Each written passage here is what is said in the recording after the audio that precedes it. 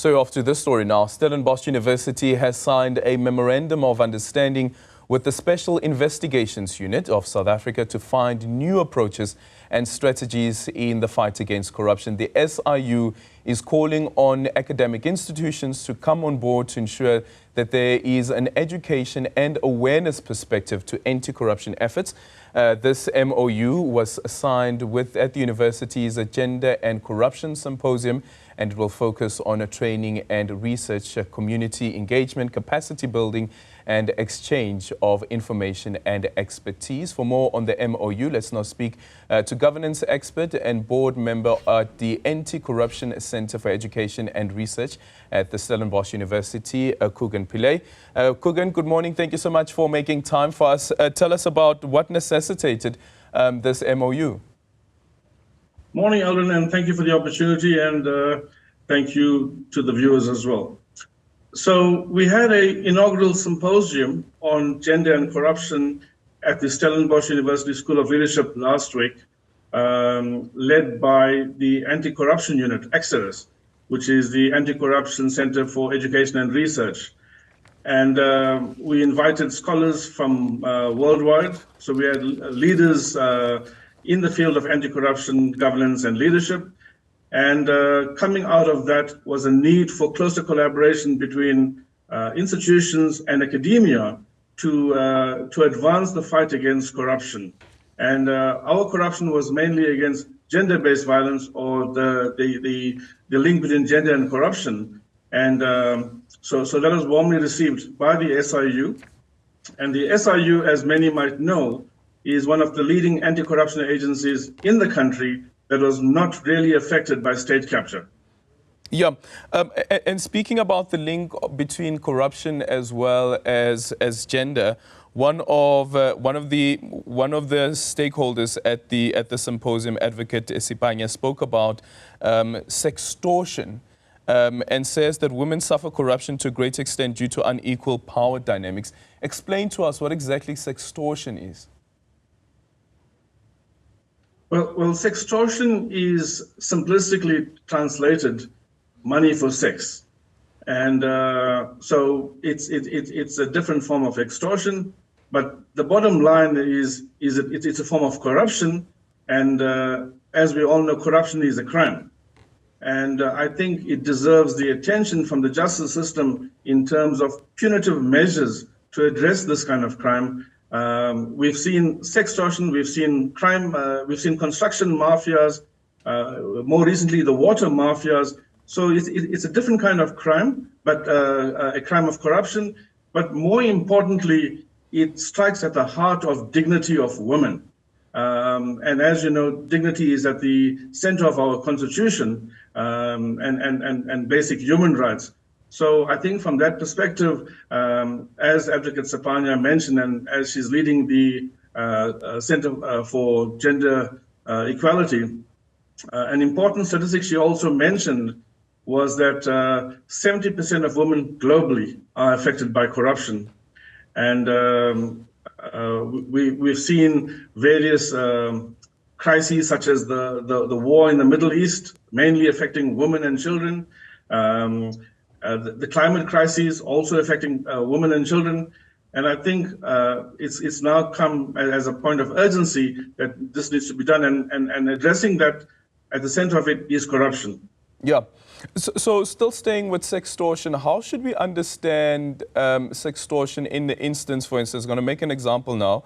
Albert Fritz, the former MEC for Community Safety in the Western Cape, he was fired after the DA had its own investigation around allegations of sexual misconduct against him. He had promised one of the staffers a job, and the staff apparently got the job. So, and this was in exchange for allegedly sexual favors or trying to make sexual advances. How should we understand it once the person has now received the job because of a sexual favor that was advanced in exchange for the job, that once the allegation has been proven to be true, how do we reverse the decision that has been taken by the person that was involved in this exchange job for sex scheme? I think, Eldon, what's at the heart of this is protection for women, for children, broadly for whistleblowers. And women need to feel comfortable when they're reporting these crimes. And currently, the dynamics, the environment is against them. And I think that comes from the history of our society, patriarchal, skewed in favor of men. And so at the conference, there was also the urgency of whistleblower protection. And there were leaders from various societies that were there that expressed frustration at the slow pace of reform. You might remember at the Zondo Commission, Zondo page, huge compliment to whistleblowers for laying down their lives, for huge cost to the families. We've even seen during the COVID crisis, Babita Deargarden paid with her life. So I think it's we need to go back to the drawing board in terms of legislation, in terms of policy, and more importantly, implementation. At the conference, concern and frustration was also expressed on the long delays in policy implementation, the long delays in justice, meted out to whistleblowers, to women particularly, and while at the same time perpetrators of state capture, corruption, and all these heinous crimes get away scot-free. Yeah. Let's stay with that example of the State Capture Commission. Okay, no, you can go ahead. I think another important point to raise coming out of the conference was the disparity in implementation of the budget. And I think it's good news that we now have a government of national unity coming in soon, which is reminiscent of the 1994 era of Mandela. And it presents a new platform for us to take forward the challenges of 94 and the promises of 94. And I think in that regard, the question for reprioritization of our budget, meaning more towards the poor, vulnerable and marginalized communities, including women and children, and less towards frivolous expenses, as we have seen in the past. For example, when it comes to law enforcement, the priority crimes or the hawks has less budget than the Blue Lights Brigade. So these, I am hoping that with the new administration, the GNU that comes in shortly, that these will be priorities for them.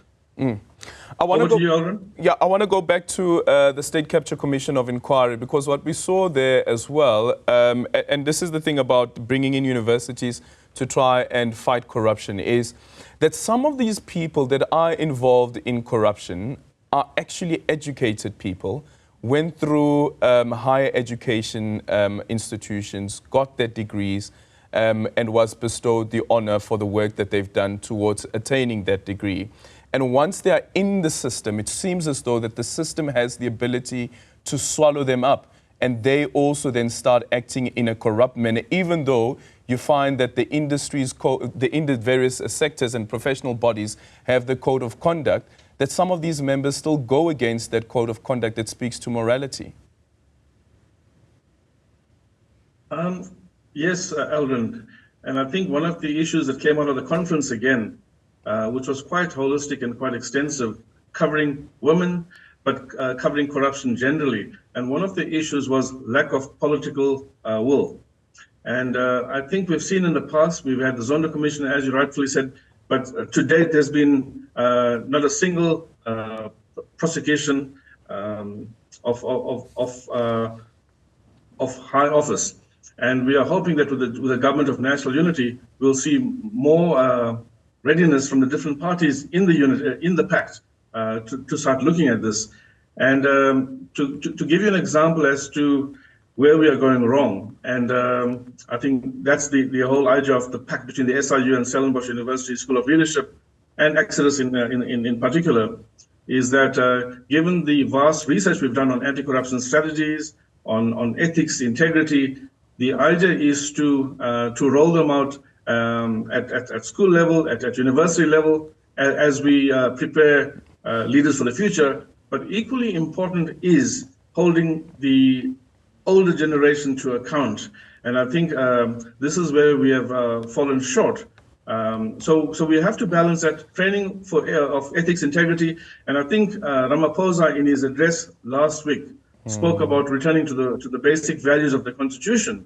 And I think in this pact with the SIU, the School of Leadership and Exodus, we intend revisiting that and a back to basics approach of the Constitution, of the values, of implementing the values. And implementing the values means holding those to account who transgress. And I think presently we are seeing political parties calling for the trashing of the Constitution, which is a grave risk and a threat. But equally important, the opportunity for the other parties and for citizens at large is to make sure that the Constitution works for all. And I think in this regard, this MOU with SIU, linking academia to practical on-the-ground implementation might play a role, because part of it also includes other international partners that we are working with. For example, the Westminster Institute in London, as well as other international players, so that we bring all players on board, we bring whatever research and evidence that's been out there to turn it into practical implementations, to also build on the SIU successes. The SIU is coming out of a period of success of the COVID corruption, and they are now moving into a new terrain of looking at state-owned enterprises, looking at the water corruption, looking at the NISFAS scandal and corruption. And I think that's where we as Exodus, and I'm proud to be a board member there, but also being a former member at the SIU, together with our School of Leadership and other partners, hope to make a dent on corruption. Because as we've heard before, corruption is posing an existential threat to our young democracy. Well, speaking about corruption accused, in state capture, Zizi Kodwa, the former Minister of Arts and Culture, has been charged with corruption. And this is flowing, of course, from the investigation by the State Capture Commission of Inquiry. And according to News 24, he is to be sworn in on Tuesday as a member of parliament. Corruption accused, Zizi Kodwa, that is. What's your take on that? I think it's a sad state of affairs of the governing ANC in terms of losing its way, and I think holding each other to account. And hence, we are relying on the government of national unity, but equally important is citizen pressure on the new government of national unity to hold to account those who transgress. So you talk about Zizi Kodwa as one, but you've also seen recently about the IEC deputy chair. So I think with regard to Zizi Kodwa on the ANC themselves, they have a step-aside policy, which really hasn't worked much. But I think more importantly is to now implement the values in the Constitution, to institutionalize it, so that those who cross, whether they're ANC or whichever party or whichever institution, face the wrath of the law.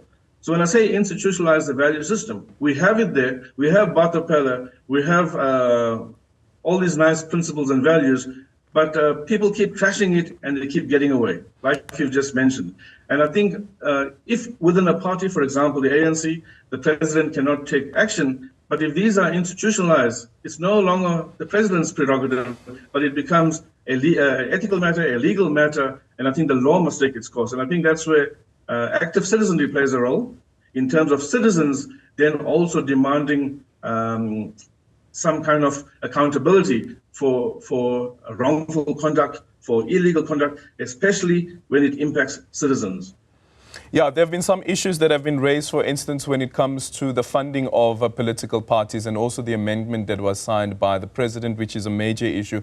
But it also brings into the fold the conversation about how do we protect citizens from members of parliament who could potentially be influenced by people that are lobbying certain positions in terms of a policy approach. How do we ensure that we know who is paying these lawmakers to make certain decisions?